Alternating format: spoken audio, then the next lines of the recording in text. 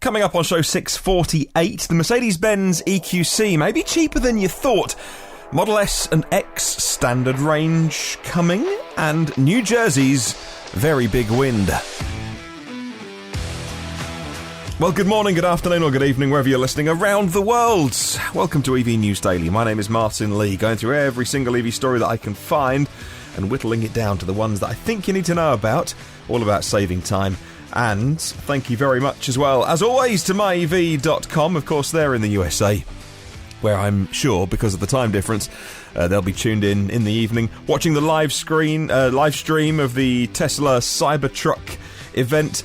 For me, happens at about 3 or 4 a.m. in the morning with the time difference. As much as I'm a hardcore EV fan, I think I'll be watching it at a more sociable hour. Maybe. If I wake up naturally, I'll jump out of bed and watch the live stream as it really happens. It'd be too tempting not to, knowing it's going on. Check out myev.com for connecting buyers and sellers of EVs in the US. So unlike the Model Y reveal earlier in the year, Elon has played this one a little bit close to his chest, reports The Verge. He said that he drew inspiration from Blade Runner in designing the truck, which he's taken to calling Cybertruck, and we now know Cybertruck is how it's being stylized, an appropriately science fiction style vowel-dropping logo. And we have a rough idea, says The Verge, of some specs that are going to be offered: Porsche-level performance in a straight line, at least 0 to 60, and doing utility off-roady things that makes the Ford F-150 look like a Tonka truck. But what does it look like? Well, if you were to go online any time over the last 6 months, you would have probably seen some sort of artist's impression, some sort of mock, someone's done a drawing. There's been so many of them this week. It's to the point of being like, yep, okay, we get it. You're having a go at what it could look like. So we'll just wait for the real thing. And tomorrow's podcast, special edition, all about Cybertruck. Okay, let's talk Mercedes-Benz EQC. Fashionably late to the US markets. At least it's coming to the US market, unlike things like the VW ID3. That's not going to the USA, having to wait for the next model. However, the EQC from Mercedes-Benz does go on sale early next year. According to Motor1.com, when they reviewed the first Mercedes to be sold under the EQ brand, that was back in May, the estimated price was $75,000, which isn't out of this world for the kind of car that it is. $75,000 is not the price. At the LA Auto Show, which is on right now, I think press day was it Tuesday or Wednesday this week, Mercedes-Benz announced the EQC 400 has a starting price in the USA, $67,900, not $75,000. Excluding the destination fee, that's $1,000. The zero emissions crossover undercuts the Audi e-tron. Well, that is $75,000. The Jaguar I-Pace is almost $70,000. So, as for the Model X, how does it compare? Well, Tesla did drop the standard range version a few months ago, so the cheaper one no longer in the lineup. Pricing starts at $85,000 for the long-range model. Worth mentioning, though, that maybe you shouldn't compare the Model X to the Mercedes-Benz EQC. Maybe you should be comparing it to something like the BMW iX3. That's the full electric version of the X3. So again, it's going to be a very crowded marketplace. iX3, Mercedes-Benz EQC, e-tron Sportback, Jaguar I-Pace. Hey, we're not complaining about it being too crowded. This is great. It's what we've dreamed about for years. These EVs are all turning up. Yes, they are on the expensive side, those examples I did just give you. So I'm going to redress the balance next with this next story and talk about some cheapy-deepy cars. Only available in one trim level. If you want the Volkswagen E-Up in Czech, it'll set you back $450,000. That'll be Czech krona, wouldn't it, actually? So 450,000 krona, which I think works out at about 17,500 euros. It's on sale in the Czech Republic, and it's a surprise because it's cheaper than its sibling and its homegrown Czech sibling, the Skoda Citigo.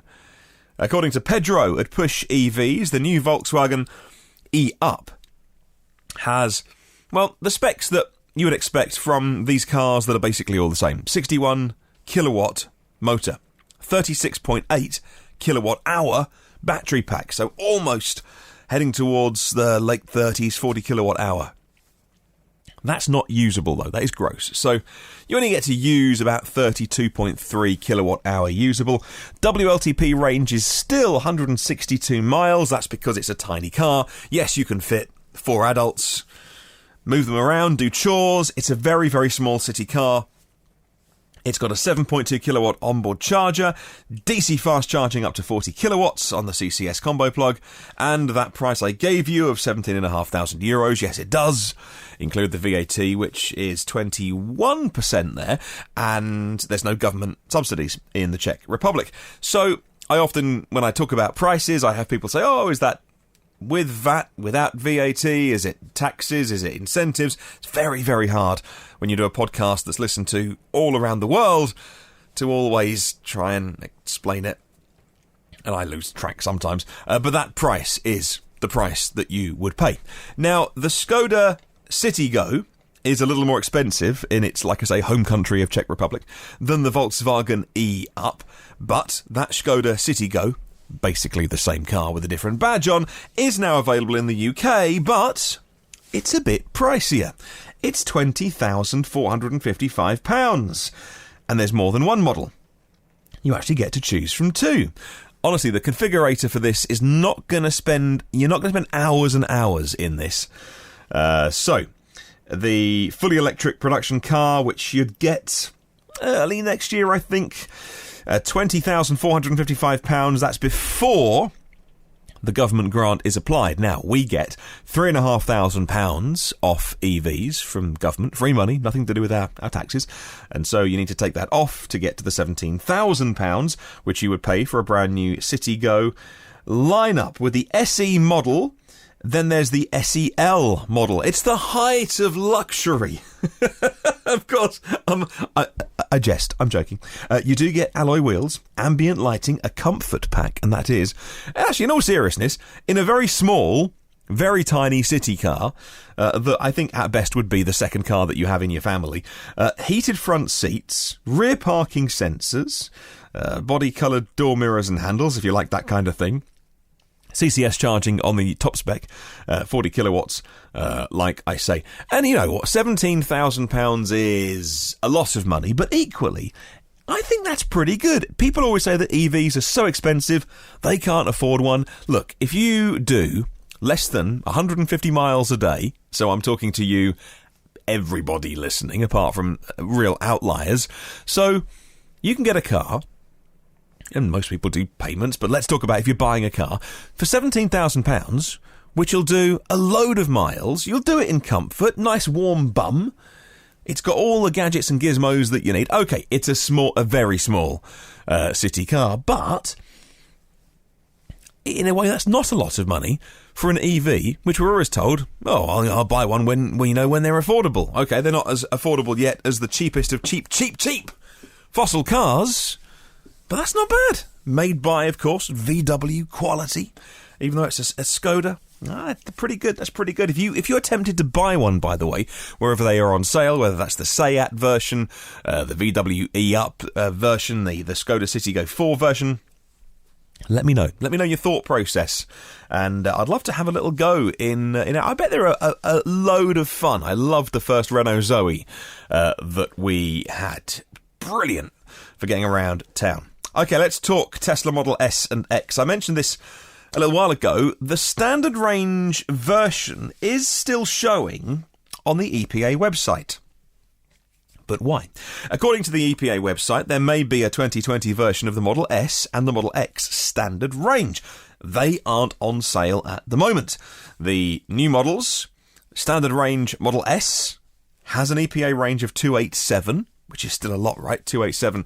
And the Model X standard range, 258. Now, just because something gets EPA rated doesn't mean it's going to go on sale, but it does open the door that if Tesla wanted to, I don't know, flick a switch one day and say, hey, there's a choice of 4 now. Because remember, you've got a choice of, well, it depends actually, because with the Model Y, there's the rear-wheel drive version, which is long range. That's the base one to get in, whereas with Model 3, it's the standard range plus So slightly different between 3 and Y, but S and X wise, they could add in a standard range version of those, which could come with a smaller battery, or it still could come with the normal battery and be software locked down. Very, very interesting. It just sounds to me like they're giving themselves the option of doing that. They might never do it. Let's move on. And Nikola Corporation got the headlines this week for a thing they've said they've done but can't tell us too much about the thing, but love the thing so much they wanted to announce it.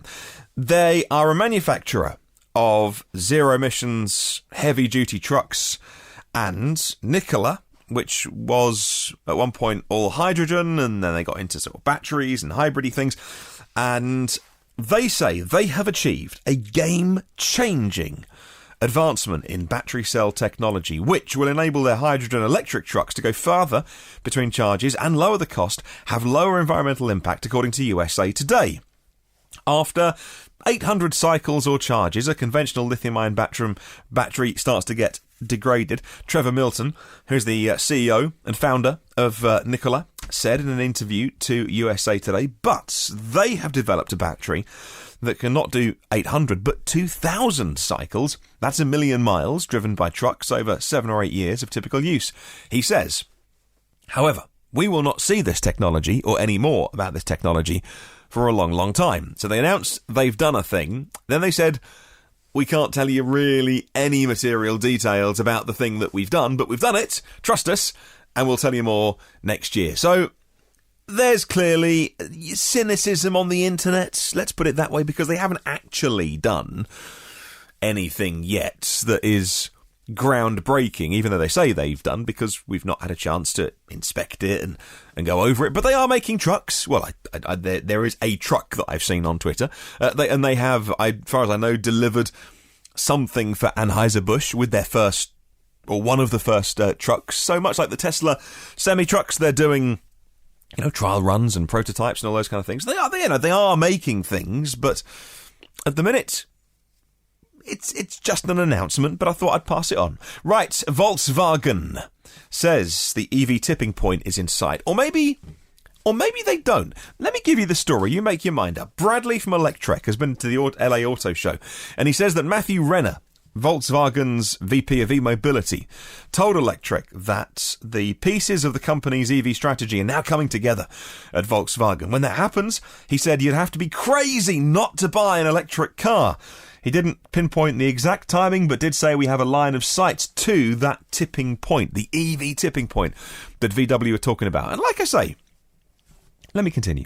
Mr. Renner said, I quote, when people see a compelling product that combines the range and charging capabilities, the price combined with technology and external factors like dealerships and infrastructure, when all those things hit, then you have to be crazy not to buy an EV. That's the day we're all waiting for, and we push on every one of those things every day, end quote. And so, a fantastic endorsement from VW there. And I kind of thought, well, is this a shift in company policy there? We know Herbert Diess at the top is talking about it, but then, some of the language that comes out sometimes, people still like their petrol and diesel engines.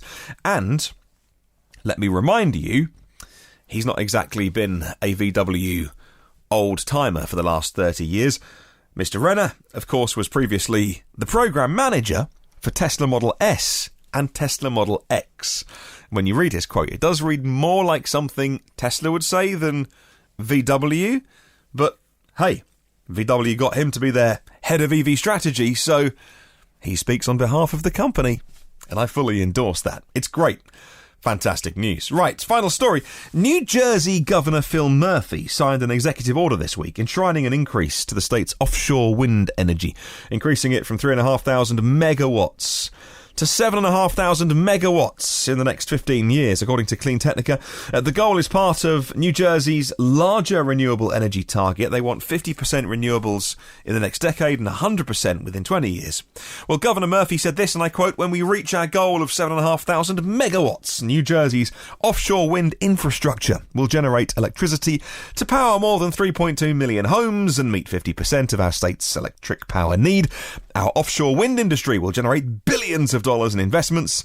In New Jersey's future will in turn create thousands of jobs. We have an immense opportunity to maximise our potential and make this region and New Jersey the nexus of the global offshore wind industry. End quote. Fantastic. Well done, New Jersey, enshrining in an executive order that commitment to not only do 3,500 but 7,500 megawatts of offshore power, 3.2 million homes powered by clean, green wind power. Fantastic news. I'll pop a link in the show notes if you would like to read more. Okay, question of the week this week. Here we go. Your challenge, if you choose to accept it, is this. Answer this one. If you were doing the marketing for a brand new EV, maybe Cybertruck, how would you do it? If you were doing a TV ad, what would be on the TV ad? Let me know. hello@evnewsdaily.com is my email, or leave a comment on the YouTube show or Facebook.